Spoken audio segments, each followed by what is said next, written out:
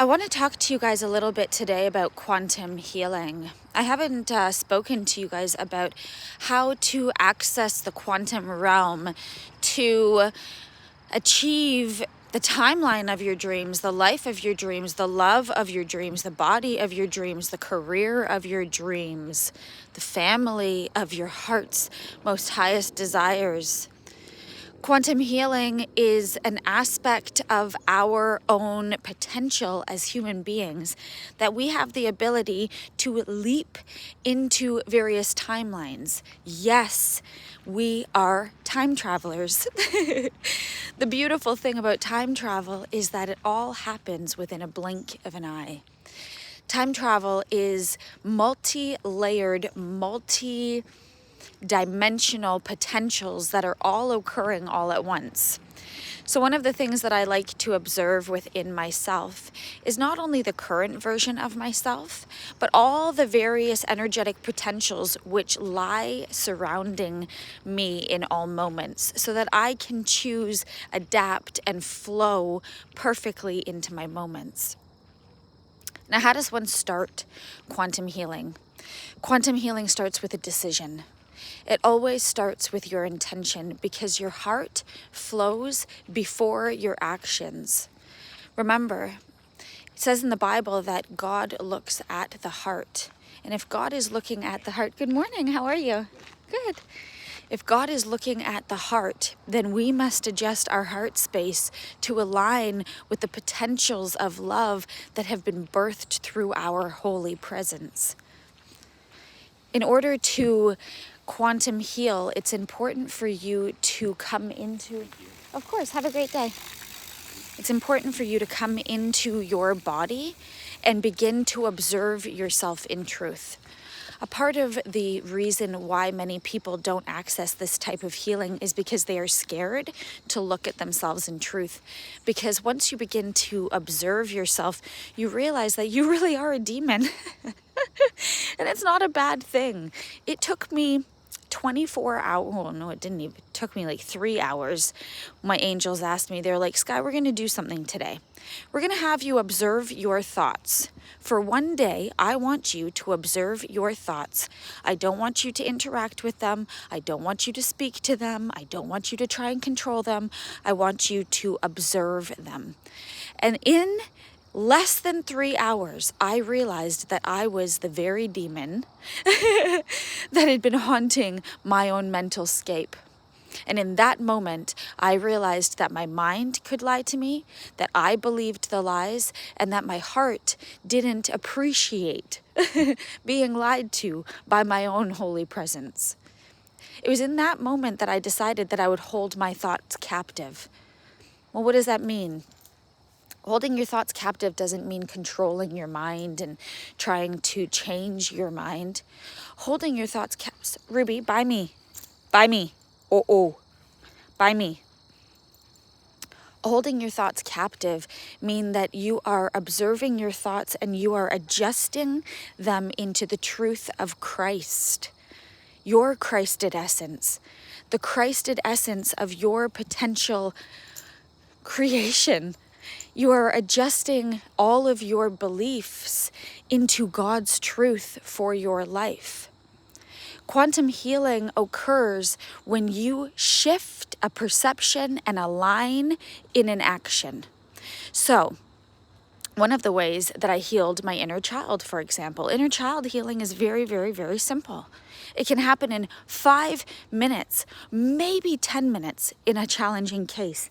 But to someone who is ready and willing and prepared to release, surrender, and renew, healing doesn't have to take forever. It's a perception. It's observing yourself as a divine being and removing, releasing, surrendering the lower forms of presence which harm your mental state, which harm your ability to enjoy, which block your blessings.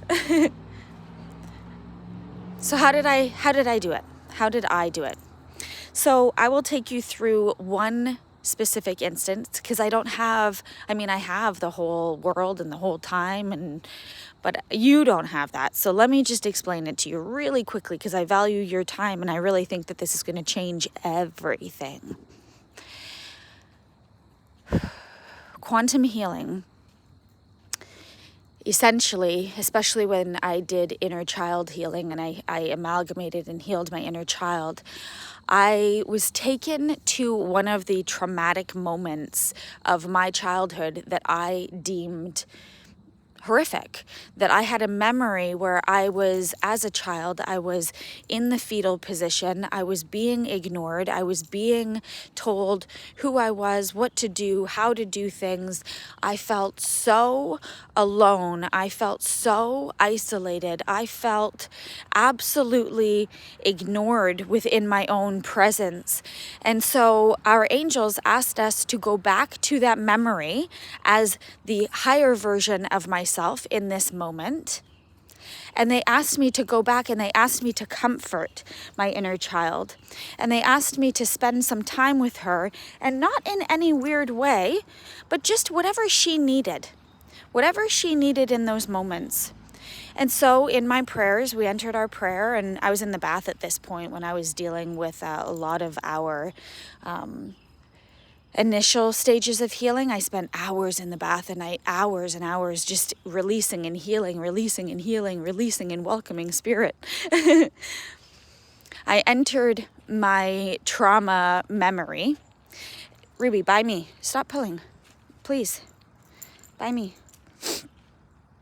And I observed the state that sweet little Sky was in, and she was all tucked up in a little ball and weeping, and oh, she felt so alone. But I was there now. I was there to hold her. I was there to encourage her. And so what I did was I climbed into the bed behind her and I held her in my arms. And I loved her. And I told her it was going to be okay. And I told her who I am now as a child of the Almighty. I told her that there was going to be a lot that she is going to go through, but she is going to come out on the other side renewed, rejuvenated, and standing firm in a new Christed authority, and she will never be messed with again.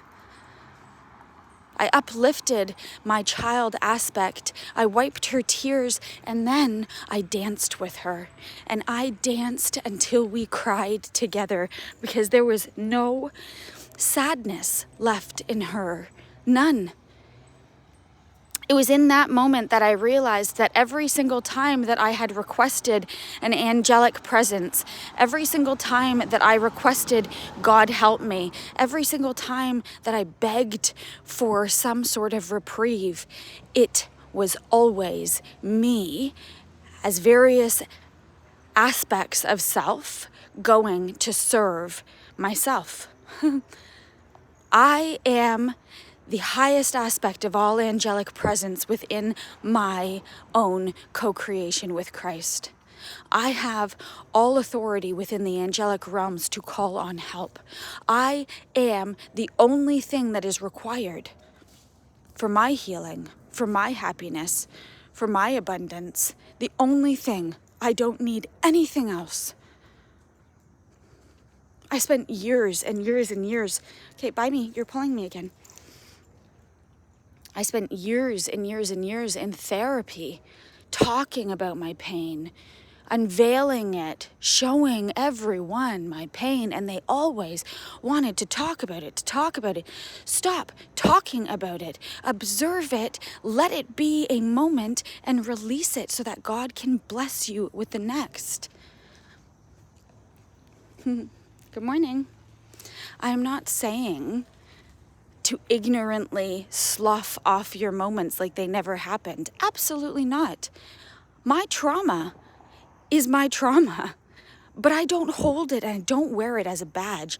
I own my trauma through a state of authority in Christ so that I never have to live a traumatic moment again. I get to choose what trauma is. I get to choose how I react. I get to choose whether I respond in peace or I respond in panic or fear. Good morning. I have all authority. Inner child healing. Just go and comfort yourself. Let her know she is safe. Let her know she is cherished. Let her know that she is allowed to feel, that there was nothing wrong with your inner child, that your inner child had created boundaries and programmed systems within your own mind to protect itself. It is not a bad thing. Trauma is never a bad thing. The reason we incur trauma as humans is so that we can observe the state of our soul in potent co-creation and in real time.